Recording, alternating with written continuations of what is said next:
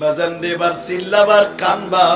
আমার বিশ্ব নবী বলেন, ও সাহাবীরা, তোমরা খুঁজিয়া খুঁজিয়া দেখো কোন বাড়িতে একটা এতিম আছে, এতিমরে বুকে নিয়ে একটা সুমা দিও। যারা এতিমরে বুকে দিয়ে সুমা দেয়, আমি নবীর যেন সে সুমা দিয়ে দিব। এটা আমি বলি নাই, বিশ্ব নবী কি বলে শোনেন। নবীর বয়স তখন 12 বছর। কত এ ভাই, কষ্ট হইতাছে? এ আমার নবী কেরম চেরাগের চেরাগ রে, আমার নবী কেমন মানুষ রে। নবীর বয়স 12 বছর, চাচার সাথে প্রথম ব্যবসায় যাবে, প্রথম। এর আগে কোনোদিন আমার নবী ব্যবসায় যায় নাই। এক ফার্স্ট অন প্রথমবার আমার নবী যাবে ব্যবসায় সিরিয়ায়। আর তখন সবচেয়ে বড় ব্যবসার কেন্দ্রবিন্দু ছিল সিরিয়া। সিরিয়া আমার নবী এই দেশ থেকে নিয়ে যাইতেছে জাইতুন, খেজুর, কম্বল, উট ভরে ভরে নিয়ে যাইতেছে, ওই দেশে বিক্রি করবে। ওই দেশ থেকে আবার জাইতুনের বিচি কিনে নিয়ে আসবে আবু তালেব। এই জন্য নবী কিনে যাইতেছে। ইন দি মিন টাইমে নবী যখন একটা জায়গা দিয়ে যাইতেছে, সিরিয়ার যাইতে, সিরিয়ার মদিনার মাঝখানে এই জায়গাটা বাজে। যখন কুস্তুনতুনি এলাকায় গেছে, তার আগে 50 কিলো আগে আমার নবী একটা গাছের নিচে বসছে। গাছের নিচে বসার কারণে গাছ আসছিল অনেক দূরে, গাছ চিরা, মাটি চিরাইয়া নবী যেখানে তাবু গাড়ছে, ওই তাবুর উপর আইয়া ছাওয়া দিছে। আল্লাহ যারা আসতে কইছে সুবহানাল্লাহ, বাড়ি ঘর তুমি চিনো। এবার লাস্ট বলবো, আবু তালেব কয় ওখানে গাছ আছে, গাছের নিচে দিব না, যদি ডাল ডুল পরে এখানে দাও। অন্তত 50 গজ দূরে তাবু গাড়ছে, আমার নবী বসা। আবু তালেব সবে মাত্র ফ্রেশ হয়ে খাবার খাইতে বসবে, 50 গজ দূরে আর গাছ নাই, গাছ আমাকে তাবুর উপরে। আবু তালেব কয় ভাতিজা ভুল করলাম নি। আমার নবী আর বুঝতে বাকি নাই।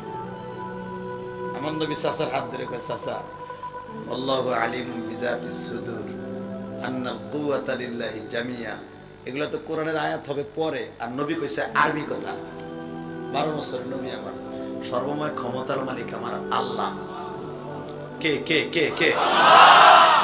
সর্বময় ক্ষমতার মালিক জনগণ কে কে?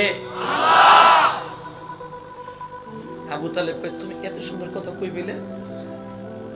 চাচা কার কাছে কইেন না, আল্লাহ আমাকে ভালোবাসে। কয় না কিন্তু আমারে ভালোবাসে।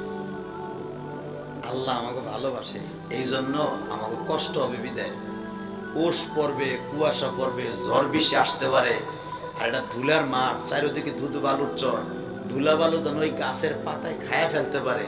আমাকে নিষ্করুণ লাগবে, আমাকে ফরমালিন মুক্ত রাখবে বিদায় এই গাছ আমাকে তাবুর নিচে আয়া বসে। আবু তালেব কান্দের কয়, না ভাতিজা তুই বুঝাইস না, আমাকে কারণে, কত কারণে, কত কারণে।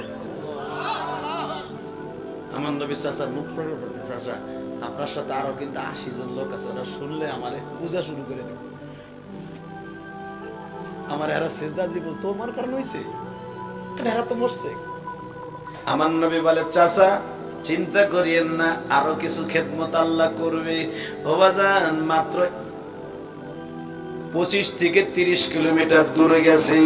ওখানে যখন যাইতেছে আবু তালেব আজকে তাবু গাড়ছে গো বাবা, তাবু গাড়তে দেরি আছে। ইয়া আইয়ুহান নাবিয়্যু ইন্না আরসালনাকা শাহিদাও ওয়া মুবাশশিরাও ওয়া নাযীরা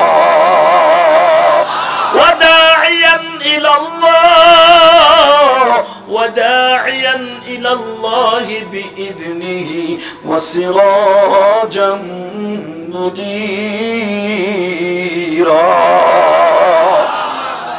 এই আমার নবী কেমন চেরাক দেখো বেটা, 12 বছরের আলো। মাত্র 25 কিলোমিটার দূরে গেছে, ওইখানে যে তাবু গাড়ছে। এবার আওয়াজ দিবেন, আপনার জীবনে ওয়াজি বই এত জোরে আমার নবীর পক্ষে একটা আওয়াজ দেন নাই উলামায়ে কেরাম। রেডি হন। কেবল বইছে তাবু গাইরে নাস্তা খাবে, দস্তরখা বিছাইছে, একজন খ্রিস্টান পাদ্রি হাকো তাবুতে পড়ছে। ধর্মযাজক গুরু ঠাকুর ধর্ম ঠাকুর আয় পড়ছে, অন্তত 300-400 লোক লয়ে পড়ছে। এই এই তোমাদের মধ্যে মোহাম্মদ বালককে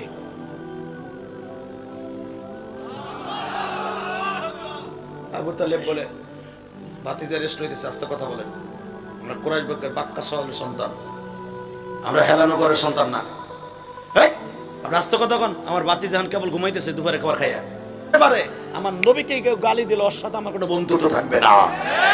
কারণ কবরে যাইবার পর আমি দেখবো না আমার কবরে কোন নেতা বয়ে রয়েছে, একজন মাত্র বিশ্ব নেতা বয়ে রয়েছে, ওয়াদাইয়ান ইলাল্লাহি বিইذনিহি ওয়া সিরাজাম মুনিরা, যার জন্য কবরটা আলো হবে সে থাকবে আমার কবরের পাশে বসা। কথা ঠিক না বেঠিক? তাহলে এবার আওয়াজ দেন, জীবন যাকার থাক, যদি বাংলাদেশে কেউ বিশেষ করে সিঙ্গারে কেউ আমার নবীর গালি দেয়, এই সিঙ্গার থানার মধ্যে পরে সরের মধ্যে নিয়া 10 ইঞ্চি ইটা দিয়া মাথা সেই ইটের বাতার মধ্যে ঢুকাই দিব। রাজি আছো না নাই? কে কে রাজি আছো? আল্লাহকে দু হাত তুলে আরেকবার দেখায়া দাও।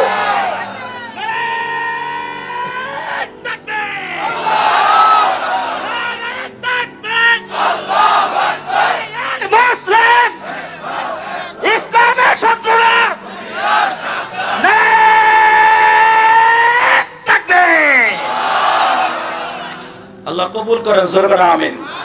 এই আওয়াজটা দিছেন, ভালো হয় নাই? খারাপ লাগতাছে? এই মাইকের আওয়াজ বাড়া বেড়া, স্পিকার আমার দিক ঘুরা, তোর মাইকের ব্যান্ড ব্যান্ড করতেছে। এই নাজমুল সাহেব ওয়াজ করলো, কথা আমি রুমের মধ্যে বুঝি নাকি ছাতার ওয়াজ করে। এই বেটা মাইকের আওয়াজ বাড়া তো, স্পিকার আমার দিক ঘুরা ডাইরেক্ট। মাস্টার বাড়া, টন ব্যাস বাড়া। এই মাস্টার বাড়াইল তুই, না বাড়াই দিক ঘুরে লাভটা কি? বাড়া মাস্টার বাড়া বেড়া, মাগ না টাকা লবি গেলি। আল্লাহ কবুল করুক, জোরে করে আমিন। আরো বাড়া, আরো আরো। ঠিক আছে, কষ্ট হইতেছে আপনাদের? আর মাত্র 5 মিনিট। হ হ আরে হ।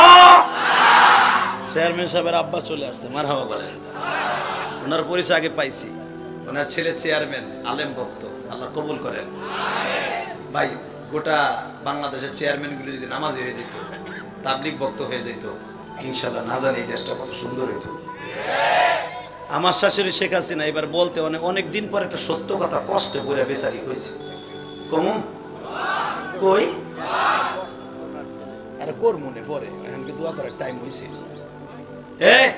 প্রধানমন্ত্রী একটা কথা কইছে, বেচারি অনেক কষ্ট পাইয়া কইছে। এমনি কষ্ট পাইয়া এত কষ্ট পাইছে হে, কারণ করোনার ভিতরে যখন তেরান দিছে, মেম্বার চেয়ারম্যানরা এক খাটের নিচে নিয়ে তেল কম্বল ঢুকাইছে। কথা কন না? সকালবেলা যখন শুনে যে এক এক নেত্রীর ঘরের খাটের নিচে খালি তেল বাইরে, তেলের খনি আল্লাহ বানাই দিছে। কথা কন না?